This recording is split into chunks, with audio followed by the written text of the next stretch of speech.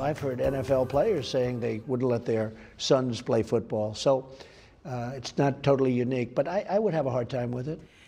Ahead of the Super Bowl, President Trump answering a question that many parents like you wrestle with: if he would let his son Barron play football. Welcome to the news at 10 on this Sunday night. A lot of you are echoing the president's worries about injuries in youth and high school football programs.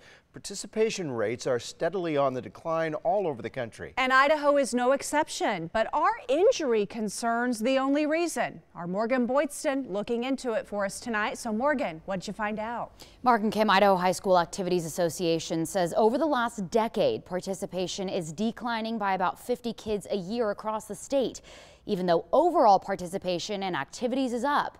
Optimist Football says in 2013 they had 1,950 kids in the Boise Meridian area. Last year they had about 1,200.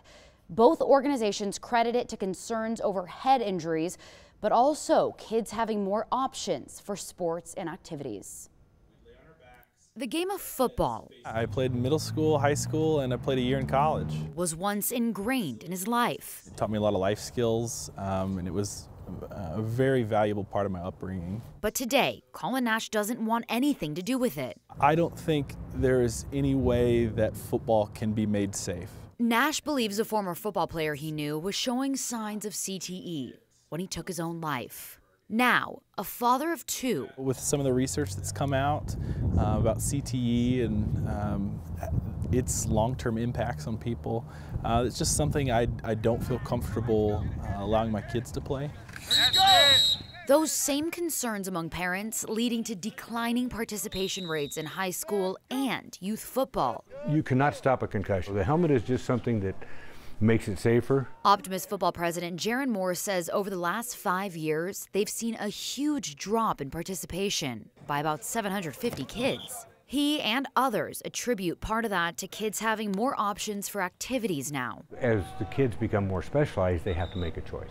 But most of it is because of awareness and publicity surrounding concussions and head injuries. We just don't have those kind of injuries. No youth program does. It's hard to compare what's happening to a pro or even a college athlete against the youth. IHSAA says rates of concussion are highest among football players at about 11%, with it being a high contact collision sport. You're never going to be able to completely eliminate those types of contacts during games, but you can during practice. From youth football all the way up to the pros, experts say the game is much safer today than it's ever been. It's an evolution. As they work to take the head out of tackling as much as possible. We're doing everything we possibly can to be safer.